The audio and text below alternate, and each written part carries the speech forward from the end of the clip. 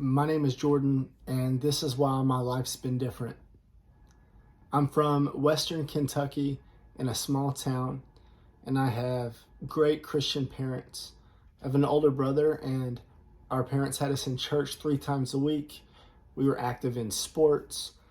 We were good kids, made good grades, and I loved Jesus at a young age. But when I turned a teenager, I cared less about church, less about Jesus, less about what my parents tried to instill in me, and started chasing worldly pleasures. I wanted to be cool. I wanted to chase girls. I wanted to party. And so I started doing those things. I got drunk the first time at 17 and started smoking weed. And I loved that feeling, and I chased that feeling. One of my hobbies was weightlifting. And so I started compromising and partying. So I started doing anabolic steroids. And that kind of changed the course of my life. They made me bigger, stronger, and faster, but they also made me more aggressive and hot-headed, more willing to fight, things like that. And I eventually started getting into trouble. But once high school was over, I got a job, and things kind of seemed fine. I was working at a factory, and I was partying on the weekends, and I was working out and paying my bills until I got addicted to pain pills. I had always just smoked weed. I just drank and, of course, did steroids. I didn't really care much for pain pills, but one of the people that I was selling steroids to asked if I knew anyone who would be interested in buying some pain pills. And so I thought, well, this will be some easy money for me. I can probably sell some. And I did that, and they sold like crazy. People were buying them hand over fist. And eventually, I was working at the factory. And eventually, I decided to, I guess, see what all the fuss was about, really. So I think I ate 3 of them. And when they kicked in 20 to 30 minutes later, I remember thinking, I never want to feel any other way. I chased that feeling of a pain pill high from then on. And I'd always had access to the pills. They were never hard to get. If my friend, if that's what you want to call him, didn't have them, I could always find them from someone else. They were never really hard for me to find until I became addicted. You see, I grew up in the suburbs in a small town. I didn't know the science behind drugs. I didn't know that if I take these pain pills every day for an extended period of time, that they would attach themselves to me in such a way that I'd get sick without them. I didn't know that. I always thought that drug addiction was for people in cities, or not me. I didn't think that was for me until I felt detox for the first time. I was working second shift at the factory, and I hadn't done any pills that day. And I started feeling a drug withdrawal without knowing that it was a drug withdrawal. I was in my early 20s by this time, and I just think that I'm dying.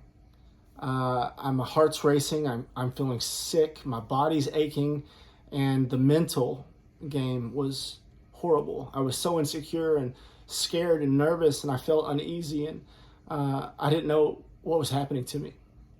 So I left work that day and went home, and a friend came over. I told him how I was feeling, and he suggested that we get pills, that maybe that would make me feel better. And so I called the dealer. He came over, bought a bunch of pills, and I used about 5 of them. I think I snorted 2 and ate 3 of them, and all of those feelings went away. Once I realized that I was physically addicted to these pills, I made it my life's mission to never go without them. If I didn't pay my bills, so be it. If I couldn't go to work, so be it. I was going to get these pills, and my tolerance was getting higher and higher. So I topped out at about 20 pills a day. I was having to do 20 pills a day to maintain for the full day. I eventually lost my job. If I wasn't feeling it, I couldn't go into work. And so I tried working some odd and end jobs. Nothing really worked out. So one of my dealers brought me in on his business. which was manufacturing and trafficking narcotics. So I started manufacturing a drug called Spice. This was about 10 years ago, and the drug was relatively new. So it was a really hot item. People wanted it. Not everyone knew where to find it, and so we had it. We would manufacture 10 pounds of Spice at my house about every 2 weeks. So that's what my life became. Anyone who came into my house, they were either after drugs or money, and if my body was laying dead in the living room floor, they would walk over my body to get to whatever they needed. That's what my life became. And when you're living that lifestyle, you meet other people who do other drugs, and it wasn't long until I was addicted to crystal meth. Somebody introduced me to the needle, and I started shooting up. And from then on, that's how I wanted to do it. So I'm addicted to pills. I'm smoking Spice all day because I have it. And now I'm addicted to crystal meth. My life is completely out of control. I had caught a second DUI because of not only the drugs, but also drinking. And so my life is really miserable, and I hate it. People are knocking on my door at 2 a.m. trying to get drugs. People were crawling through my window. It was just a horrible situation, and I wanted out so bad, but I didn't know how. It had been so long since I had read my Bible. It had been so long since I had gone to church. It had been so long since I prayed that I would say I don't even know if I believed anymore. I thought maybe I only believe because my parents taught me to believe. But I didn't know how to get out of addiction. And I remember my brother. I said I have a brother. He's 5 years older than me. He kind of paved my way through high school. People knew me as Josh's brother. And I had always wanted him to think of me as a winner. And he called me. My whole family knew what I was doing. He called me and said, Jordan, I know what you're doing, man. You need to stop. He said, you were meant for so much more. And I told my brother, I said, you just saved that speech because your brother's a loser and I'm always going to be a loser. That's it for me. That's it. I'm going to die a loser. And I was in my mid-20s by this point, and I was certain that I wouldn't see 30, that I would die a drug addict. And when I told him that, he quoted the scripture that says, God provides food for the birds of the air and clothes the lilies of the field. He'll take care of you too. But I didn't take his advice. I couldn't stop using. I couldn't stop selling. I was too afraid because how else am I going to provide for, my drug habits? How else am I going to pay my bills? So I continued to deal until I got busted. There were 9 police officers who came to my house, busted down my door, and raided my house. They found everything. They found 10 pounds of Spice. They found the gas masks. They found the weights. The scales. They found the drugs. They found steroids, and I was hit. So my charges were trafficking in synthetic drugs and possession of anabolic steroids. So I had to serve a little bit of time. I had to go to jail, and I served 3 months in county jail and was released to long-term drug rehabilitation. And thankfully at the time, since the drug was so new, I suppose the state of Kentucky didn't know how to classify it, so it was a Class A misdemeanor. That's why I only had 3 months. But today, in 2022, it's a felony. So I would probably potentially still be in prison if all of this happened today. But thankfully it happened 10 years ago. And I served 3 months in county jail and did long-term rehab. I was sent to a program in Western Kentucky called Friends of Sinners. It's a Christ-centered drug rehab. And it's a great program, but my heart wasn't in it. I didn't want to change. I didn't want to be in trouble. I wanted to keep a needle out of my arm, but I was not ready to surrender to Christ. So after 4 months of being in that program, court ordered to that program, I was kicked out for relapsing, and I had to go back to jail. The process of jail and rehab to homelessness, because I lost my house during this time, continued for 2 to 3 years. I could not figure it out. I would see other guys get it. I would see other guys surrender their life to Christ, but I couldn't do it.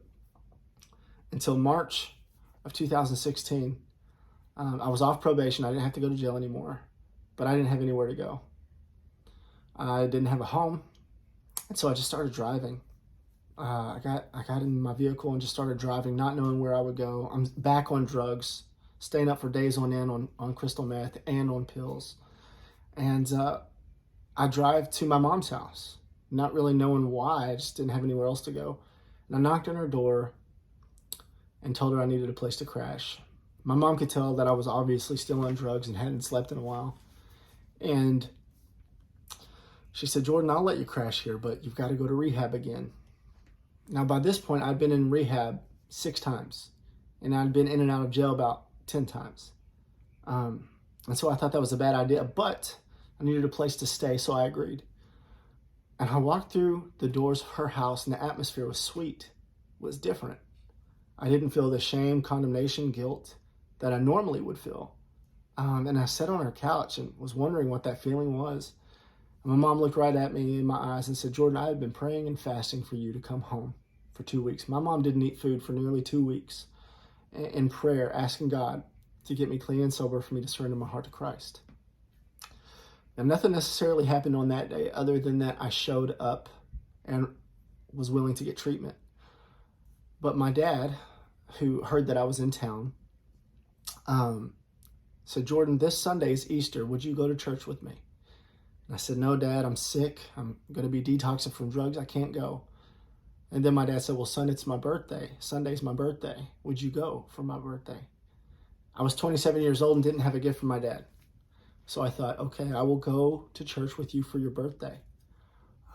So I went to church, and the pastor gave an altar call and said, if anyone wants to give your heart to Christ, or maybe you've been running from Christ, come down to this altar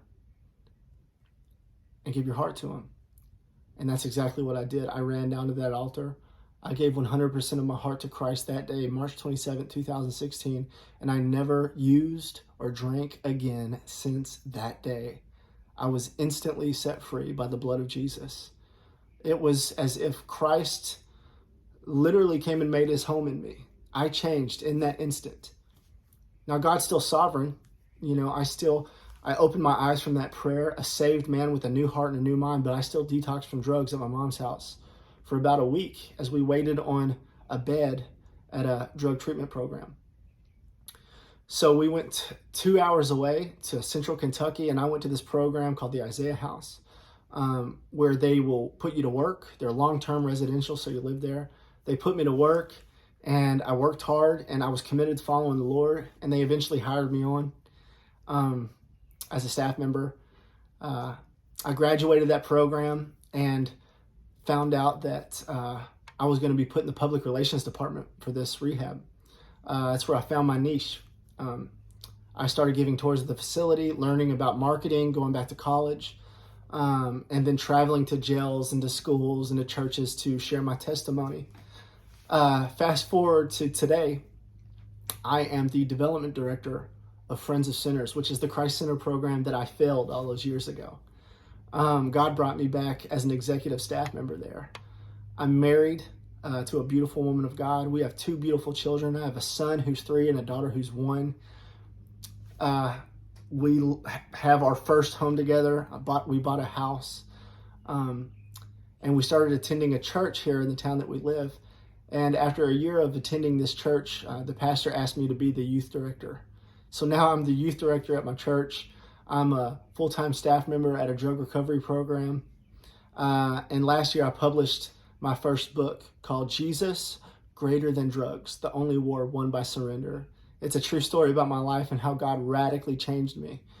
So if I had anything to tell you specifically, is if you've tried everything in the world, right, like me, I did jail, I did rehab, I did medicine, I did therapy, nothing worked until Jesus.